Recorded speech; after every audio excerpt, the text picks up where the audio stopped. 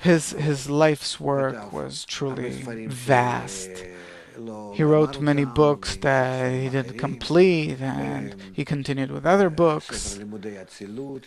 He has a book about the studies of Atzilut, meaning about Atzilut. He has from the mouth of a sage, Pi Chacham. There is his special first commentary to the writings of Ari, because that is the gist of our Kabbalah, called Panim Meirot U'Masbirot, about the writings of Ari. Afterwards, he wrote the study of the 10 Sfirot and the commentary to the Zohar, the entire Zohar. And therefore, he got his name, Bala Sulam, the author of the ladder, because he called his commentary to the Zohar the Sulam, the ladder.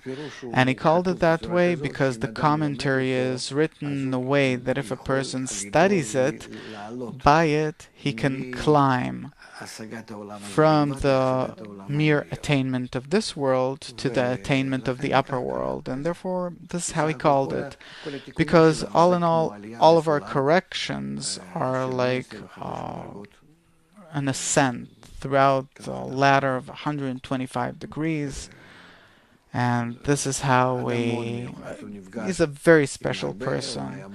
He met with many people. He was really involved in what's going on in Israel. Later on, he moved from Jerusalem to Jaffa, and from Jaffa to the city of Bnei Brak and Tel Aviv. He lived in many places. He didn't have an apartment of his own. He always lived very modestly.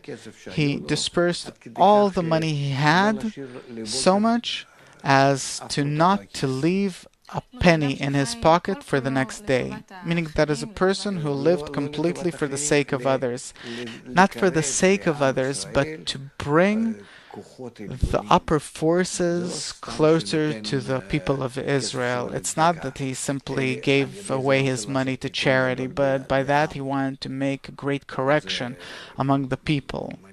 It's a much higher motivation than you could think about. If we were to listen to him back then in the very non-simple situation, no one ever listened to Kabbalists. Even Rabbi Shimon, that we respect him so much today, he also had problems. There were those that opposed him and that were against him. And throughout all of history, we see that even before coming into Israel, with all the problems and troubles from Abraham and on, and that's why I'm asking, there was this person who lived more or less in our times that knew so much, and he could have helped us change reality completely, and we didn't listen. If we were to listen, what would happen? I don't even want to think about it. We don't deal with assumptions. Can we somehow correct what happened? Not to correct, but to continue his method and to try and bring it today to the people of Israel. That's our work, the work of our organization. His son prepared everything in order for us to be able to realize it.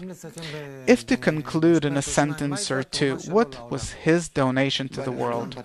Bala Sulam opened the wisdom of Kabbalah for us in a way that we can use it in order to bring the correction to the world and to raise our world, to elevate it to the upper world, to a higher level. And when he dreamt about a corrected world, what is he talking about? What does he see?